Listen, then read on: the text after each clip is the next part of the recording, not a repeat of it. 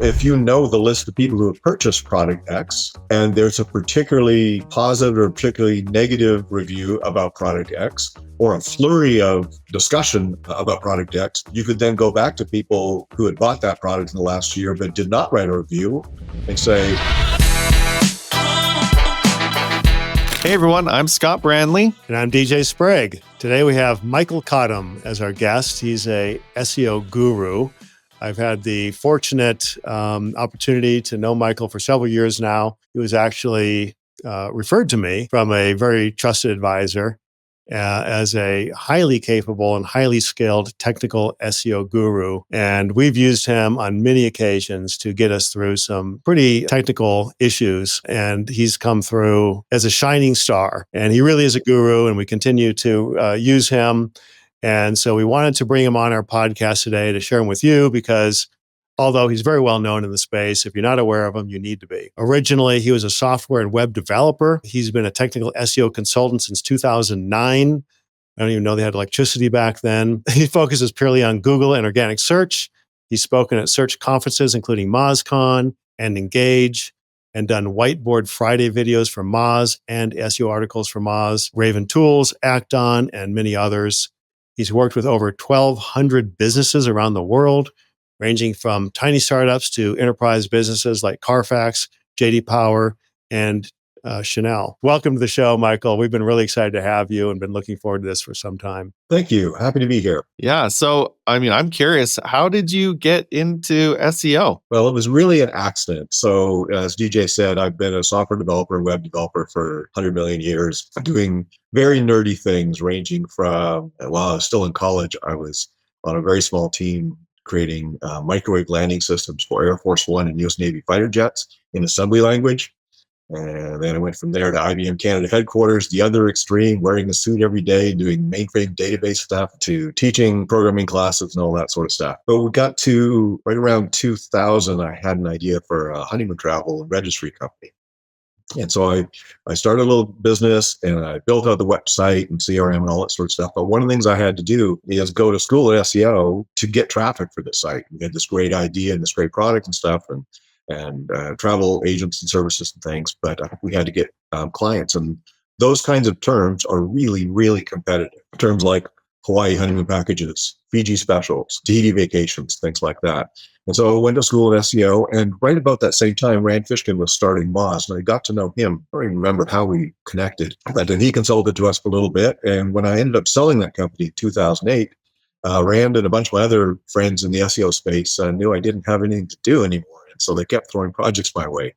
And so that just kind of accidentally snowballed until where we are today. Awesome. So that's a great story. Nothing like having to learn something as a motivator, right? I mean, you had to do it to survive. And that is a competitive space, right? Travel and the whole wedding industry is very, very competitive. Is there any strategic SEO things that you're doing with Reddit or UGC? I'm not with Reddit. But user-generated content going to be a big deal. So Reddit is one example. And, Reddit comes to the table with, this huge range of content, but also an enormous number of backlinks. And no matter what Google says, backlinks still matter. You can get all sorts of garbage to rank with enough backlinks. Google's not nearly as good as they proclaim to be at filtering out what was staged, built, paid for, artificially structured, etc. With Reddit's links, those are legit, and so that's going to remain strong. That factor, if EEAT really was those pieces of the algorithm, as opposed to really a PR move on Google's point to explain what they do, that trust, those links still really, really matter. So Reddit's going to be there. Having said that, websites in general should be paying attention to user-generated content. So back in the early days of blogging and horrors like Blogspot and things like that, comments were enabled for everybody by default. And then, of course, comment spam went nuts with the GSSER tools that would spam millions of sites all at once. And so then the entire world went, okay, this is, first of all, we all go to Akismet to try to block the spam, and then realized that, for every 2,000 comments we get in our blog, one was legit anyway, and we just shut it all down, right? So the whole world went to comments. I'm sorry, I don't have time for for moderated comments. So that's been shut down. So between then and now, then reviews came up. And so reviews with some moderation or, forcing little things like you must be logged in, you must be a verified purchaser, etc.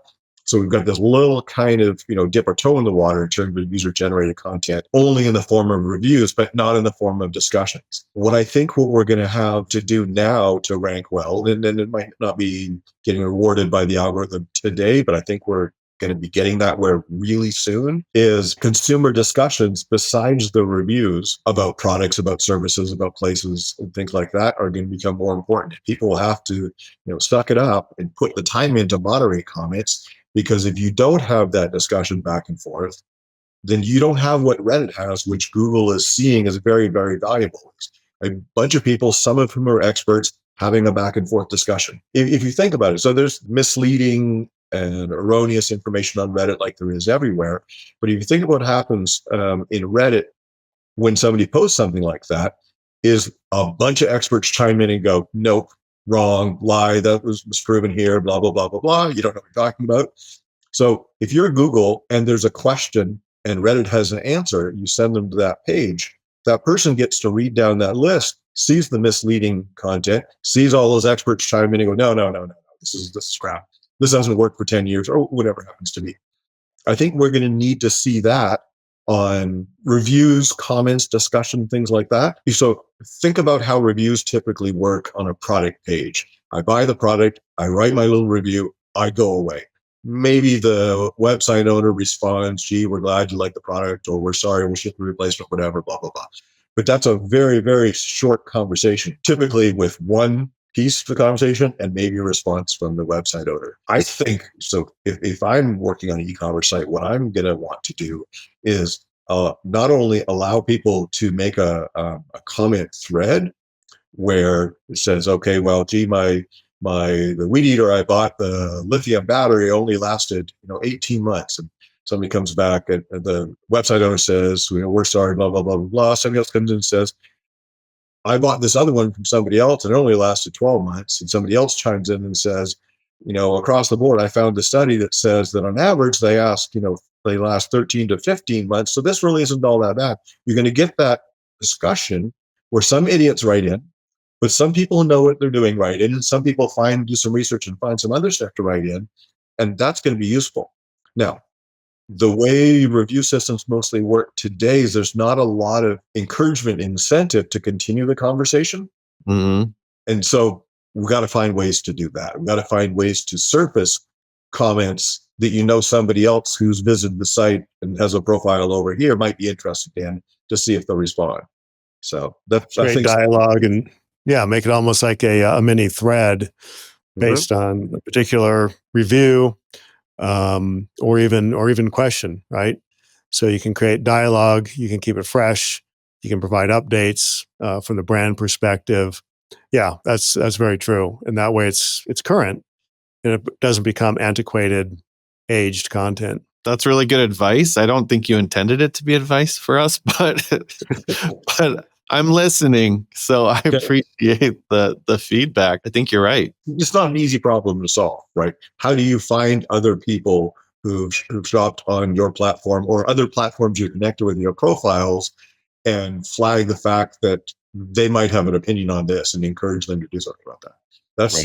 That's work, right? Well, even I think giving badges to people that leave a quality review, basically like Google did, right, with their local guide badge. If you left, I think it was, 5 local reviews in a certain time period, you got a local guide badge, which is a badge of honor, I guess. But I think there's something to that too, right? So Michael Cottam leaves a motorcycle review. Now, you may not be an expert in motorcycles per se because you don't publish a lot of articles, but you actually know what you're talking about, and you can leave a very specific, very detailed, very helpful review on a motorcycle. Not necessarily being a professional, but certainly being a consumer who knows an awful lot about the topic, the product, or the category. So in that scenario, if you write a review that is specific enough, long enough, detailed enough, helpful enough, you could receive some kind of accolade or badge or recognition for being a helpful reviewer that is escalated beyond just an average review. that could also be something of interest. Take it to the next level beyond Google. Google is like, you're a local guide or you're not, as opposed to you've reviewed a lot of Thai restaurants. So therefore your opinion on Thai restaurants is interesting.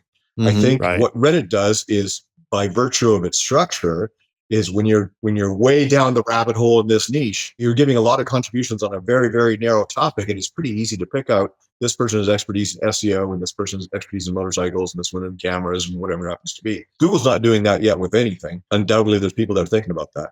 But that's something that somebody like Shop Recruit might be able to do, is start to categorize reviewers on, gee, this person has reviewed 9 different kinds of cameras. Maybe we should reach out to them and see, here's a badge you could use, and here's a couple real hot new products.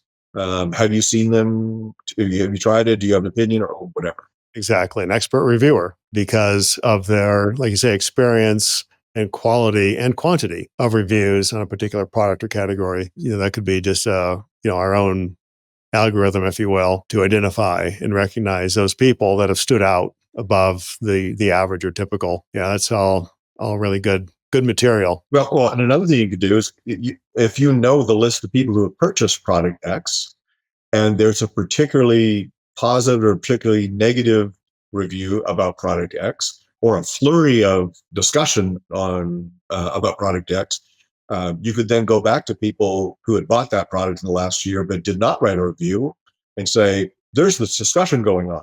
Do you want to chime in? Did you find that this battery didn't last, or that the image sharpness in low light was not good, or whatever the discussion is? Yeah, That exactly. might be a way to grow that UGC in a really useful way, which you ought to be rewarded for eventually. Whether Google ought to love it, it's fitting what they're looking for. But when real humans start to like that, that's pretty helpful as well. Well, that's Right. actually really interesting, Michael, because people do love to participate in discussions. So if we wanted to engage our clients' customers, that would be a great way to do it. Bring them back in after they bought the product, and maybe even after they've used it for a little while, and say, hey, do you want to be part of this discussion about this product that you purchased? So that's really cool. Especially if you can find a way to flag controversy, right? If you got a bunch of back and forth, you get some polar opposite opinions. Okay, let's bring in some other people who've seen it. And is this like one nutball just screaming away, or did 30% of the people who bought this have the same problem, right? And Right. Right. Yeah. At least the company would know. So, and then they could improve it, or they could do something about it. So yeah, great insight. For those that are watching, I'd love to get back a little more into your world, into the SEO world, and ask you what's going on in the world of SEO right now, and what are some of the challenges that you're facing? So let's talk eComm sites in particular. With the last couple of Google core updates, they're very, very interested in this idea of original images signify you've got some valuable information. You didn't just regurgitate somebody else's stuff. If you're a big eComm store and you've got 5,000 products, and that's not a big eComm store, as you know, original images are tough unless you're the manufacturer. And even then, if you're the manufacturer, you have 5,000 products to take images of, and you probably have distributors you need to supply images of those products for to their websites as well as whatever you have. This is a real challenge. How do you come up with an image that's not either on all your distributors' websites, or if you're one of those distributors, how do you have an image of each of the 5,000 products you sell that aren't on 100 other big websites? And if you don't, Google's going to rate you as a tier below those that do have original images. So unique content, images, video as well. Although I'd have to say Google is still not all that good at recognizing an original video versus a much shared video. Sure, with YouTube, they can do a little bit of that. But if you have your own embedded video, Wistia or Vimeo, something like that, I can't spot that. But so these things are important for ranking. But it's a real challenge to come up with that sort of stuff when you have a very large product set. And that even applies to product descriptions and specifications. If you have 5,000 products, are you really going to handwrite a slightly different description for all 5,000 products? That's pretty tough as well. So, so what's the solution? And here we come back to user-generated content. Now you open it up, and not only do you allow people to review that product, and so now you've got different words on your page that everybody else has, you allow them to upload a video or a picture of that product. And Google's doing this now a little bit, of course, but with like Google Business Profiles and things like that. I think that's one way. Go be very kind of aggressive about going after that user generated content, the reviews and comments, and not just the text and the stars. Yeah, you need the stars, but you also want a bunch of words. You don't want this product worked great, 5 stars. That didn't add anything to your content for the page, right? You want that person who wrote 10 sentences and uploaded 3 pictures of them using the camera or traveling or in the hotel or whatever it happens to be. And now you've got original content that, if you're a hotel site, let's say, that the other 100 sites that are all selling the same hotel don't have those pictures and don't have those comments. Quick question today for e-commerce. Let's put our e-commerce hat on. What are 3 things you would look at for an e-commerce website for SEO if you could only pick 3 and you had 15 minutes with an e-commerce client or prospective client? What are those 3 things that you would first and foremost delve into or kind of peel back and want to inspect? Okay, so number 1 is going to be user experience and page load times. So regardless of the fact that it's now impacting rankings more and more and more, we've all known for 10 plus years that every second of additional page load time causes something like 7% of users to just give up and abandon and go another site. So even if Google wasn't affecting rankings, get those load times down so that somebody, when they land on a page, can start reading the reviews or looking at the pictures or playing the video or whatever without waiting, because you're just throwing away customers if you're not doing that. And it's a nice coincidence that if you do that right, your core web vitals scores improve and you rank better. But I'd say that's a good place to focus. The number of client websites that I've audited in the last couple of months with page load times over 20 seconds is insane. Some of these clients have traffic like a personal blog would have, and they've got like 9 different like heat map and click patterns and marketing and stop. You slow the page down so much you don't have a customer visiting it to read the whole thing anymore, So I'd say page load times are a big deal. Now, having said that, who's the worst offender for slowing down page load times? Well, that would be Google Ads, Google Tag Manager, Google Maps, Google Fonts, Google reCAPTCHA, embedded YouTube videos. So a little on the hypocritical side, since Google is the source of most evil when it comes to bad page load times. But having said all that sort of stuff can be deferred to after page load complete. In fact, you can actually defer Google Tag Manager to after page load complete by just not adding the JS to include Tag Manager or doing the function call with the GTag calls until after the onload event happens and you can call from the body tag.